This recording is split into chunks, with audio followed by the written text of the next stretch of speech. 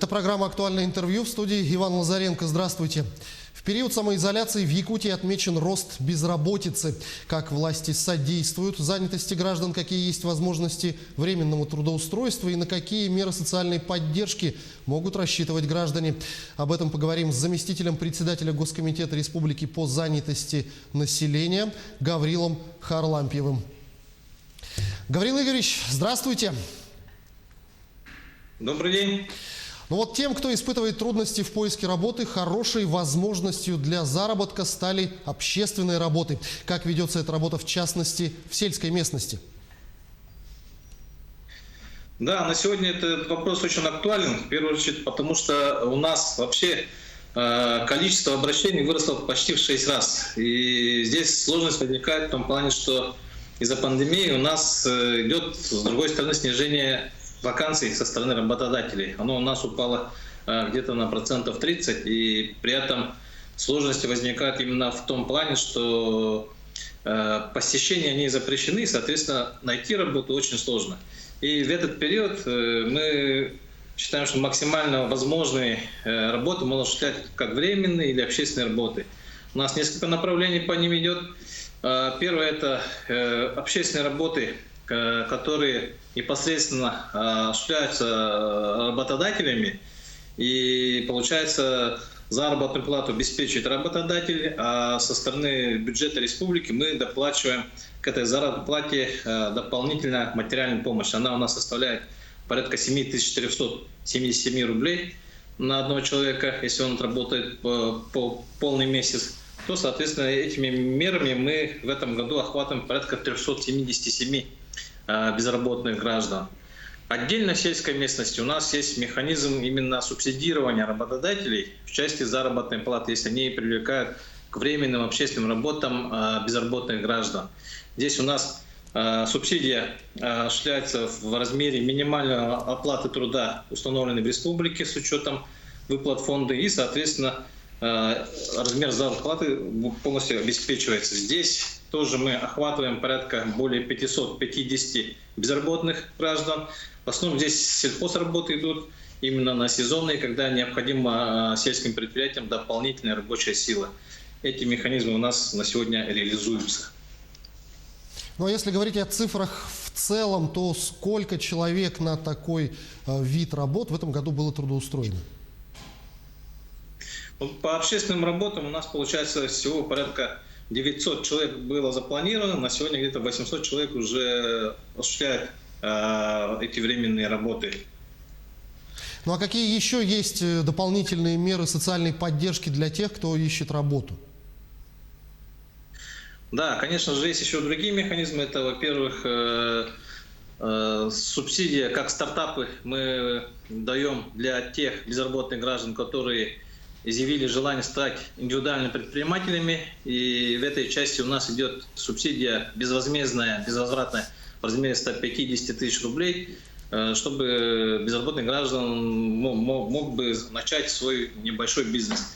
В этом направлении тоже порядка у нас более 300 таких субсидий мы в этом году запланировали. На сегодня уже получили более 200 безработных граждан и начали свою предпринимательскую деятельность. Отдельно у нас идет работа по занятости несовершеннолетних детей, но ввиду ограничений в связи с пандемией, именно в летний период, каникулярный период, у нас были сложности. Если мы планировали более 5000 детей охватить этими временными работами, то у нас исполнение идет где-то наполовину, где-то 2000 детей мы успели работами охватить, где не было, скажем так, ограничений в трудоустройстве. И порядка 182 несовершеннолетних граждан мы трудоустроили в оленеводческие стада. Вот это в северных районах и улусах у нас дети выезжали непосредственно в оленеводческие стада и там работали, помогали по присмотру оленей. Потому что 82 ребенка мы охватили временными работами в период каникул. Но не секрет, что для того, чтобы успешно содействовать трудоустройству граждан, которые к вам обратились, необходимо иметь налаженные связи с работодателями. Расскажите о сотрудничестве с работодателями, в том числе, может быть, когда выполняется какой-то госзаказ. Да, конечно, у нас получается, конечно же, два направления работы у службы занятости. Первое – это вот непосредственно граждане, которые ищут работу. А второе – это у нас очень большой фронт работы это с работодателями в части подбора под их вакансии работников. К сожалению, как я сказал, у нас идет тенденция снижения вакансий. Если в прошлом году у нас было порядка 14 тысяч вакансий, то на сегодня их порядка 9 тысяч вакансий. И опять-таки здесь у нас есть и территориальные сложности. В основном это у нас рабочие профессии в промышленных районах. При этом, когда у нас очень много безработных граждан, конечно же, в сельских, арктических районах. Здесь у нас такой достаточно большой дисбаланс идет. Именно с промышленными компаниями мы вплотную работаем в рамках проекта «Местные кадры в промышленность». Более 30 крупных компаний мы имеем соглашения, и в рамках этих соглашений ведем персональную работу с этими компаниями. В первую очередь, это в подборе подходящих работников под их требования. Второе – это путем переобучения, переквалификации или другой подготовки подбираем тоже из числа безработных и незанятых граждан под их требования. Другое направление у нас есть еще стажировка для молодых специалистов. Это в основном у нас касается выпускников. Тоже с предприятиями, кадровыми службами мы ведем эту работу. И в этом году тоже в связи с тем, что у нас есть сложность именно в, скажем так, приеме граждан, то мы на сегодня ведем обратный подбор, то есть непосредственно предприятиям, работодателям направляем перечень граждан, которые ищут работу и подходят под их требования. Соответственно, кадровые службы сами там смотрят, выбирают, обзванивают и подбирают для себя подходящих работников. Ну и, конечно же, на сегодня мы стараемся делать через онлайн-системы собеседования с работодателями и также онлайн-ярмарки для работодателей. Но если говорить о молодежи, насколько эффективно решаются проблемы трудоустройства этой категории граждан, и могут ли через ваше ведомство найти себе подработку школьники или студенты? Да, Иван, вот по школьников я уже сказал, что в каникулярный период мы работу организовали, но ввиду ограничительных мер трудоустройство было достаточно сложное.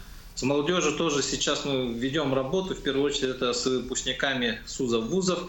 У нас идет персонифицированный учет этих молодых ребят, и с каждым индивидуально стараемся отработать. В первую очередь по подбору подходящей работы или же направляем их на стажировку. Организуем с работодателями стажировочные площадки и, соответственно, туда стараемся направлять молодых специалистов, чтобы они могли пройти стажировку, показать себя перед работодателем и, соответственно, закрепиться на предприятии. Расскажите, а какая работа ведется по трудоустройству людей с ограниченными возможностями здоровья? Есть ли организации, в которых предусмотрены квоты для таких граждан?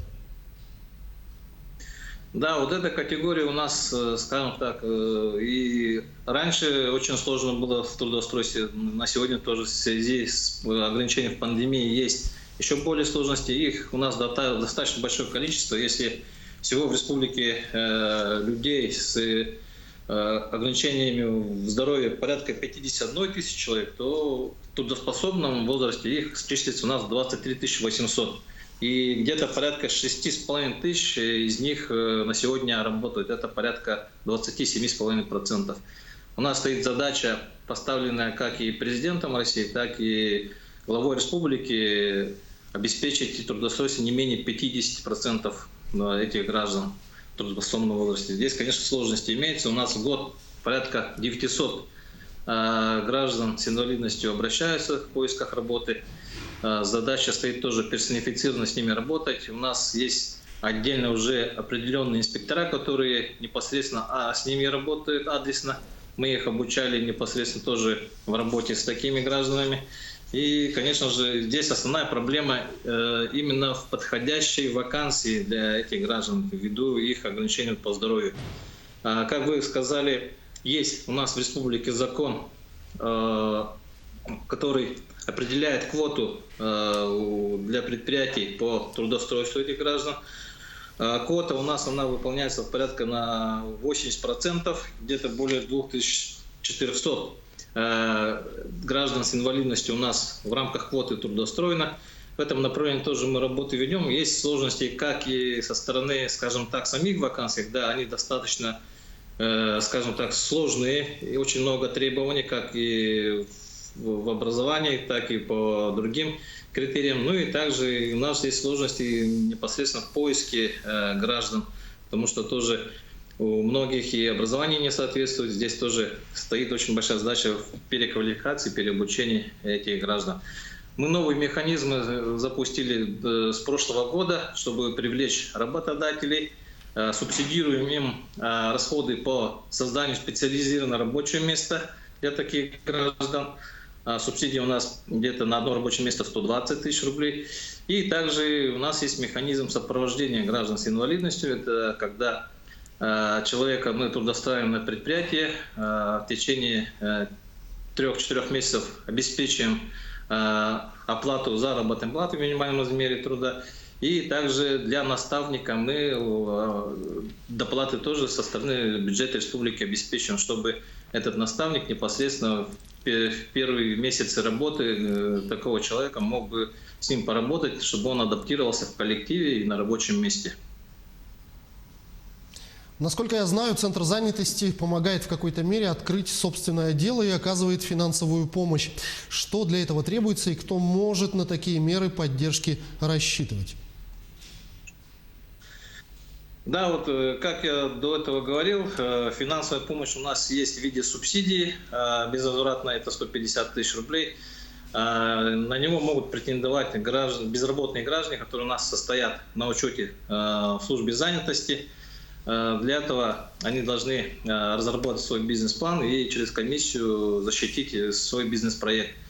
В этой части тоже, если есть необходимость, мы осуществляем обучение таких граждан как основам предпринимательской деятельности, также и по тем направлениям, по которым они собираются или планируют вести бизнес. Либо будет это парикмахерское дело, или еще что-то. Непосредственно мы их обучаем всем этим направлениям. Глава государства поставил задачу в следующем 2021 году восстановить занятость населения до уровня прошлого года. Насколько эта задача будет сложна для выполнения у нас в республике? Все ли получится?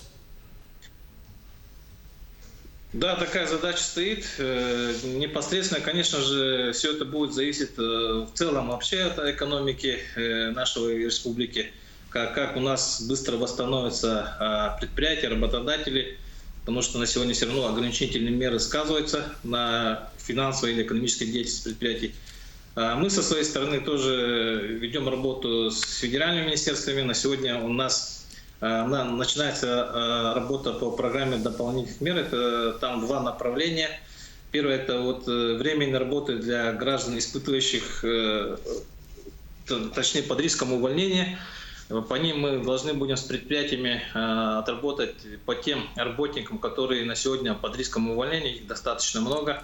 И также по временным общественным работам, тоже сейчас незанятыми, безработными гражданами, тоже мы должны организовать эти работы. Будут субсидироваться затраты работодателей на заработную плату из федерального бюджета с небольшим софинансированием от нашего республиканского бюджета. Охват составляет более 1000 человек. Сейчас уже эти работы начаты с работодателем. Мы эту работу по всем районам и улусам через Центр занятости уже начали. Гаврил Игоревич, я благодарю вас за беседу. Спасибо, что ответили на наши вопросы. Всего вам доброго. До свидания. Это была программа «Актуальное интервью». Какие есть возможности временного трудоустройства? На какие социальные меры поддержки могут рассчитывать граждане? Об этом и не только мы говорили с заместителем председателя Госкомитета Республики по занятости населения Гаврилом Харлампиевым. До встречи в эфире.